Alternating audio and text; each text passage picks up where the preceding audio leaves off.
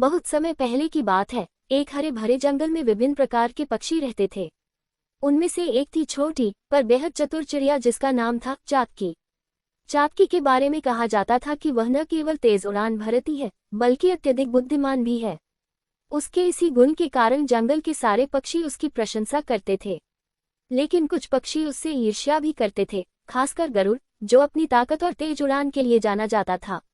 गरुड़ को ये बात बिल्कुल नहीं भाती कि चातकी को उसकी बुद्धिमत्ता के लिए इतना सम्मान मिलता है। एक दिन गरुड़ ने चातकी से कहा, तुम अपने आप को बहुत बुद्धिमान समझती हो, लेकिन याद रखना, जंगल का सबसे शक्तिशाली और तेज उड़ने वाला पक्षी मैं हूँ। तुम्हारी चालाकी मेरे सामने कुछ भी नहीं। आओ, एक प्रतियोगिता कर ले और यह साबित कर ले कि असली विजेता कौन है। चातकी गरुड़ की चुनौती सुनकर शांत रही। वह जानती थी कि गरुड़ बलवान और तेज उड़ने वाला पक्षी है, लेकिन चातकी ने अपनी बुद्धि और चतुराई पर भरोसा किया। उसने गरुड़ की चुनौती स्वीकार करते हुए कहा, ठीक है गरुड़, मैं तुम्हारी चुनौती स्वीकार करती हूँ। हम दोनों एक प्रतियोगिता करेंगे। गरुड़ ने प्रतियोगिता की शर्त बताए। हम दोनों सूरज उगने के साथ उड़ान भरेंगे और पहाड़ के उस पार बहने वाली नदी तक पहुँचेंगे। जो भी पहले वहाँ पहुँच जाएगा वही विजेता होगा। चातकी ने सहमति में सिर हिलाया, लेकिन उसकी आंखों में एक चतुराई भरी चमक थी। उसने समझ लिया था कि गरुड़ शारीरिक बल के दम पर प्रतियोगिता जीतने की कोशिश करेगा, जबकि उसे अपनी बुद्धिमत्ता का सहारा लेना होगा।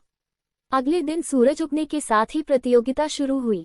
जैसे ही सूरज की पहली किरणें धरती पर पड़ी, गरुड़ अपनी शक्तिशाली पंखों को फैलाकर तेज गति से उड़ान भरने लगा। वह आसमान में बहुत ऊंचा और तेज उड़ रहा था। दूसरी तरफ चातकी भी उड़ान भर चुकी थी, लेकिन उसकी उड़ान गरुड़ की तुलना में धीमी थी। गरुड़ ने देखा कि वह काफी आगे निकल चुका है और मन ही मन सोचने लगा, ये तो आसान जीत है। चातकी को मैं आसानी से हरा दूंगा।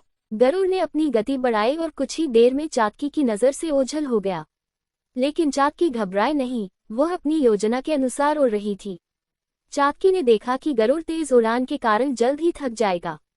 उसने एक चतुर योजना बनाई।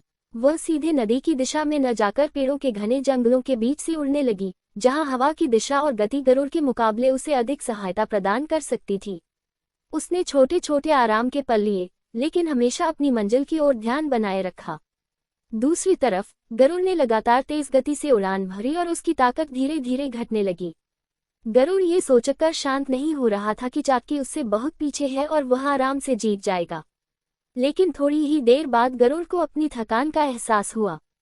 उसने एक पेड़ की शाखा पर बैठकर थोड़ा आराम किया, लेकिन उसकी आत्मविश्वास भरी सोच ने उसे लापरवाह बना दिया। वह बहुत देर तक आराम करता रहा। इस दौरान चातकी अपने चुने हुए रास्ते से तेजी से आगे बढ़ती रही। जब गरुड़ ने फिर से उड़ान भरने की कोशिश की, तब उसकी ऊर्जा कम हो चुकी थी और वह पहले जैसी गति से उड़ नहीं पा रहा था।